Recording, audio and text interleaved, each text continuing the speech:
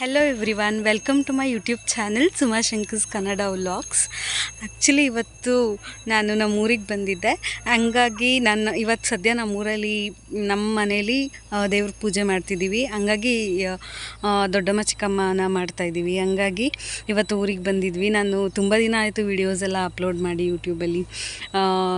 So ಮಾರ್ನಿಂಗಿಂದನೇ ಇವತ್ತು Sunday ಆಗಿರುತ್ತೆ and ಮಾರ್ನಿಂಗಿಂದನೇ ವೀಡಿಯೋಸ್ನೆಲ್ಲ ಏನೂ ಮಾಡ್ಕೊಳಕ್ಕೆ ಹೋಗಿಲ್ಲ. ಬಿಕಾಸ್ ಎಲ್ಲ ರೆಡಿ ಮಾಡ್ಕೊಳ್ಳೋದ್ರಲ್ಲಿ ಬ್ಯುಸಿ ಇದ್ವಿ. ಆ್ಯಂಡ್ ಇವಾಗ ಸ್ವಲ್ಪ ಫ್ರೀ ಆಗಿದ್ದರಿಂದ ಇವಾಗ ವ್ಲಾಗ್ನ ಸ್ಟಾರ್ಟ್ ಮಾಡ್ತಿದ್ದೀನಿ. ಸದ್ಯ ಇವಾಗ ನಾವು ಹೊಲದಲ್ಲಿದ್ದೀವಿ ಆ್ಯಂಡ್ ಸದ್ಯ ಈಗ ಏನೇನು ಮಾಡ್ತಿದ್ದೀವಿ ಅನ್ನೋದನ್ನು ನಾನು ನಿಮಗೆ ತೋರಿಸ್ತೀನಿ. ಫಂಕ್ಷನ್ ಮಾಡ್ತಿರೋದು ಬಂದು ಅಲ್ಲಿ ಅಂದರೆ ಹೊಲದ ಮಧ್ಯದಲ್ಲೇ ಅಲ್ಲೇ ದೇವ್ರಿಗೆ ಚಪ್ಪರ ಎಲ್ಲ ಹಾಕ್ಬಿಟ್ಟು ಅಲ್ಲೇ ನಾನ್ ವೆಜ್ ಎಲ್ಲ ಅಡುಗೆಗಳೆಲ್ಲ ಹೊಲದಲ್ಲೇ ಮಾಡಿ ಹೊಲದಲ್ಲೇ ಊಟ ಮಾಡಿ ಆಮೇಲೆ ಮನೆಗೆ ಹೋಗೋದು.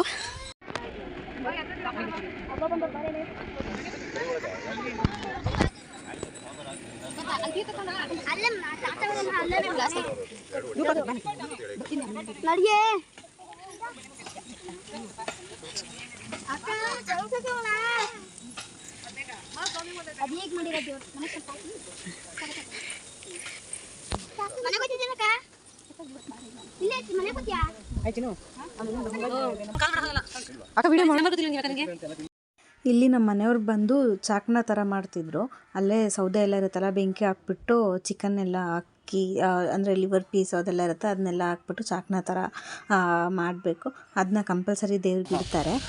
ಕೊಟ್ಟಿತ್ತಲ್ಲ ಹೋದ ಸರಿ ಅವಾಗ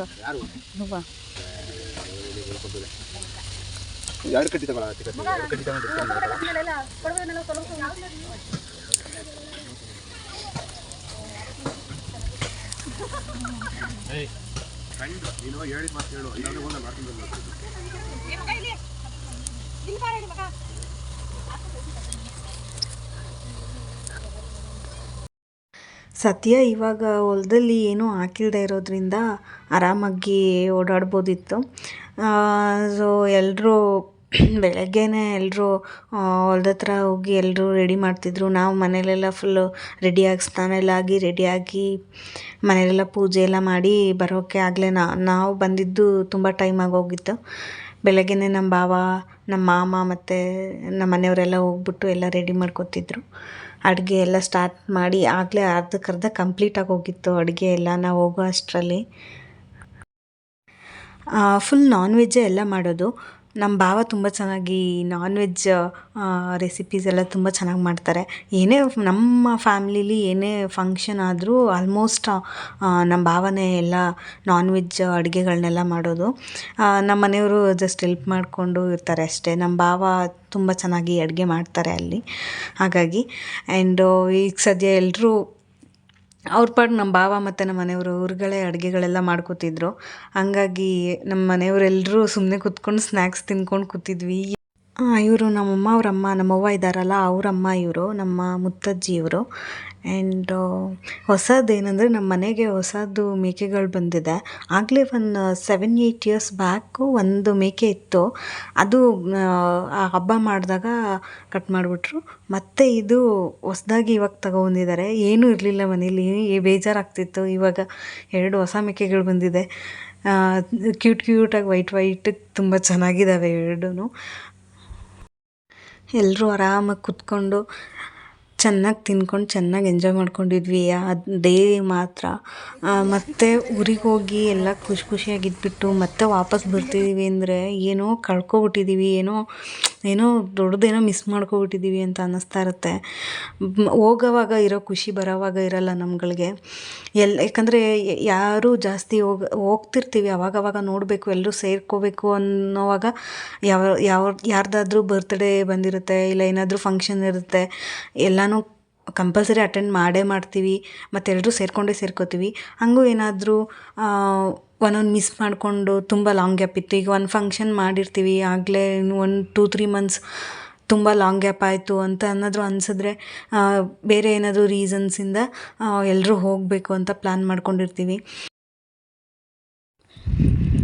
ಆ್ಯಂಡ್ ಇಲ್ಲಿ ನಾನು ಕಬಾಬ್ ಮಾಡ್ತಿದ್ದೆ. ಎಲ್ಲ ಫ್ರೈ ಮತ್ತು ಚಿಕನ್ ಸಾಂಬಾರೆಲ್ಲ ಅವ್ರು ಮಾಡಿಬಿಟ್ಟಿದ್ರು. ಜಸ್ಟ್ ಚಿಕನ್ ಕಬಾಬ್ ಮಾತ್ರ ನಾನು ಮಾಡಿದ್ದು ಅಷ್ಟೇ. ನಾನು ಕಬಾಬ್ ಮಾಡ್ತಾಯಿದ್ದೆ, ನಮ್ಮ ಅಕ್ಕ ಸುಮ್ಮನೆ ತಿಂತಾಯಿದ್ಲು. ಅಂದರೆ ಬಿಸಿ ಬಿಸಿ ಇರುವಾಗ ಅಂದರೆ ದೇವ್ರಿಗೆಲ್ಲ ಆಗಲೇ ಆಗೋಗಿಬಿಟ್ಟಿತ್ತು. ದೇವರಿಗೆಲ್ಲ ಇಟ್ಟು ಪೂಜೆ ಎಲ್ಲ ಆಗೋಗಿಬಿಟ್ಟಿತ್ತು. ಲಾಸ್ಟಲ್ಲಿ ಫ್ಯಾಮಿಲಿ ಊಟ ಮಾಡೋ ಟೈಮಲ್ಲಿ ನಾನು ಹಾಕ್ತಿದ್ದೆ ಕಬಾಬು. ಹಾಗಾಗಿ ನಾನು ಕಬಾಬ್ ಹಾಕ್ತಿದ್ದೆ, ನಮ್ಮ ಅಕ್ಕ ನನ್ನ ಜೊತೆನೇ ಇದ್ಲು. ಇಬ್ಬರು ಸೇರಿಬಿಟ್ಟು ಕಬಾಬೆಲ್ಲ ಹಾಕ್ಬಿಟ್ಟು ಒಟ್ಟಿಗೆ ಊಟಕ್ಕೆ, ಇವಾಗ ಜನಗಳೆಲ್ಲ ಬರ್ತಾರೆ ಅಲ್ಲ, ಅವ್ರಿಗೆಲ್ಲ ಊಟ ಕೊಟ್ಬಿಟ್ಟು ಲಾಸ್ಟಲ್ಲಿ ನಾವು ಊಟ ಮಾಡೋದಿತ್ತು.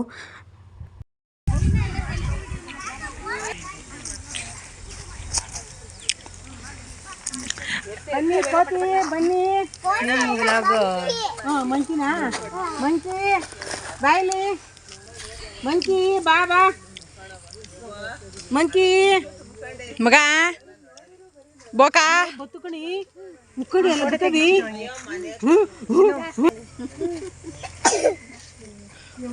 ಬತ್ತುಕಣಿ ನೋಡಿ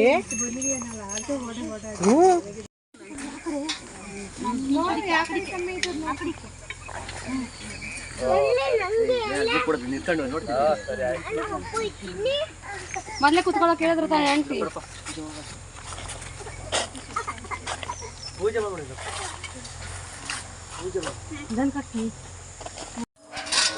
ನಂದು ಮಾಡಿದ್ರೆ ನಾನು ಕೇಳಿದ್ರೆ ಮಾಡ್ತಿದ್ದೆ. ಈಗ ನಂದು ಹಿಂಗೆ ಹೋಗುತ್ತೆ. ಸೈಲೆಂಟ್ ಆಗಿರ್ಬೇಕು.